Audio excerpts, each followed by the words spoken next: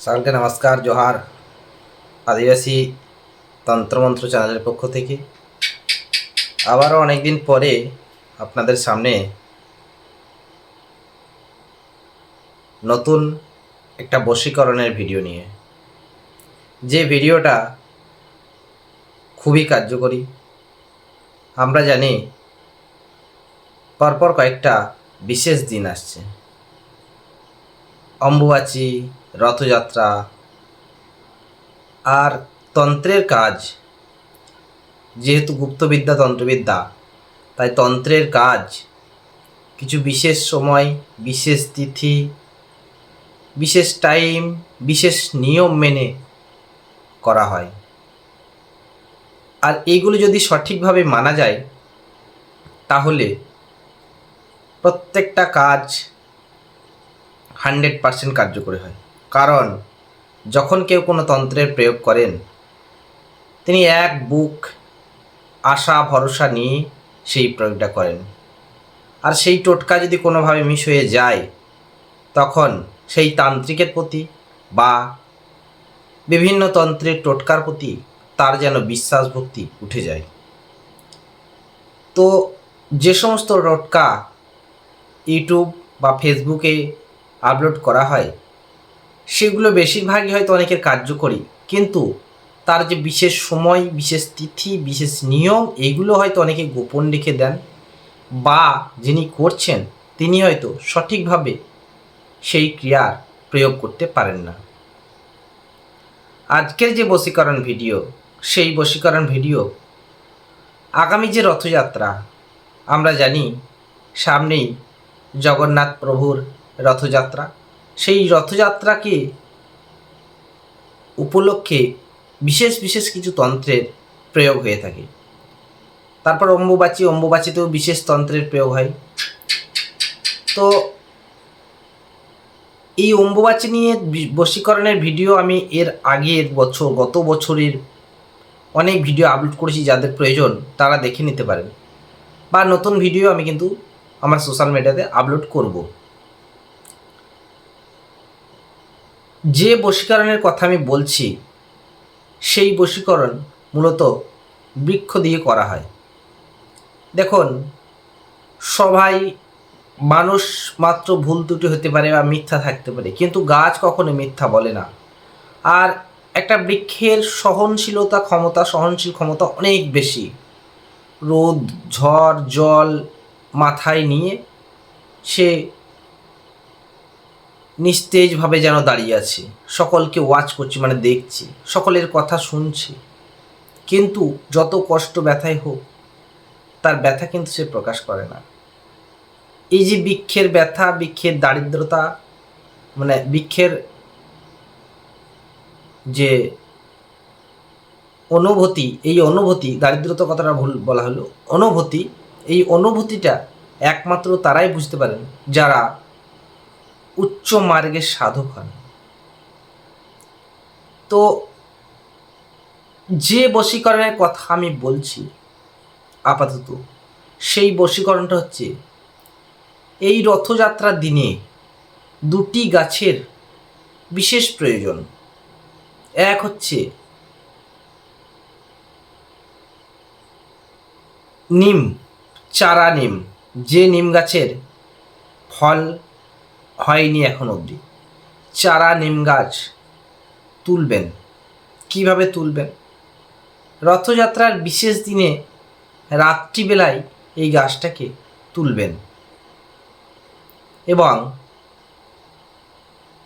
তোলার আগের দিন, মানে রথযাত্রার আগের দিন, শুক্রবার রথ, বৃহস্পতিবার দিন এই বৃক্ষের কাছে একটা মিষ্টি, একটা ধূপকাঠি, একটা সিঁদুর, একটু জল নিয়ে গিয়ে বলে আসবেন, হে বৃক্ষদেব বা দেবী, যাই বলবেন, বৃক্ষদেবী বা বৃক্ষ মাতা, আমি তোমাকে আমার বিশেষ কাজের জন্য আগামীকাল নিতে আসব। তুমি তৈরি থেকো এবং তোমার মনকে প্রস্তুত করো, যাতে তুমি আমার সাথে গিয়ে আমার যে কাজ সেটা সম্পন্ন করতে পারো। এটা বলার পরে ধূপকাঠি দেবেন। ধূপকাঠি দিয়ে তাকে মিষ্টি দিয়ে আমন্ত্রণ জানাবেন, মিষ্টি সেবার জন্য দেবেন। সিঁদুরটা তার গায়ে বৃদ্ধাঙ্গুল করে 3টে দাগ ওপরের দিকে কেটে দেবেন। তারপরে সিঁদুরটা রেখে দিয়ে আসবেন গাছের গোড়ায় এবং জল দেবেন। পরের দিন রথযাত্রার দিনে রাত্রিবেলায় গিয়ে সেই বৃক্ষকে এই মন্ত্র পাঠ করে ওঠাবেন।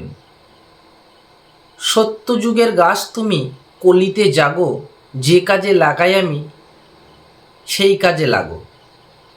সত্যযুগের গাছ তুমি কলিতে জাগো, যে কাজে লাগাই আমি সেই কাজে লাগো। সত্যযুগের গাছ তুমি কলিতে জাগো, যে কাজে লাগাই আমি সেই কাজে লাগো। এই মন্ত্র 3বার উচ্চারণ করে গুরুর নাম স্মরণ করে বৃক্ষে পরপর 3বার ফু মারবেন এবং এক নিঃশ্বাসে পূর্ব দিকে মুখ করে গাছটাকে তুলবেন। তোলার পরে নিয়ে এসে ওটাকে রাখবেন। সেম পদ্ধতিতে 2 দিনই পরপর বিচুটি গাছ, যে গাছকে আমরা খুব ভয় পাই, এই বিচুটি গাছকে সেম পদ্ধতিতে, সেম মন্ত্র বলে, সেম সিস্টেম, আগের দিন গিয়ে আহ্বান করা, সেবা দেওয়া, পরের দিন তাকে উঠিয়ে নিয়ে আসা, রাত্রেবেলায় নিয়ে আসবেন। এই নিম আর বৃক্ষ মানে নিম আর বিচুটিকে একসাথে ঘণ্টাখানিক রাখবেন, একটা লাল কাপড়ের মধ্যে মুড়ে রাখবেন। মুড়ে রাখার পরে আপনি যে কাজের জন্য নিয়ে এসছেন সেই কাজ কিন্তু 2টো বৃক্ষকেই তোলার সময়তে বলতে হবে। আপনি নিয়ে এসে মুড়ে রাখলেন, মুড়ে নিয়ে এসে যে কোনো কালী মন্দিরে গিয়ে এই বৃক্ষকে আপনার মনস্কামনা বলে দান করুন, ওই লাল বস্ত্রে জড়ানো অবস্থায়। এইবার গাছটা পুরোটা নয়, গাছের গোড়ার শিকড়টা জাস্ট 1 থেকে 1.5 আঙুল হলেই হবে। কেটে মানে শিকড়ের দিকটা কেটে নেবেন।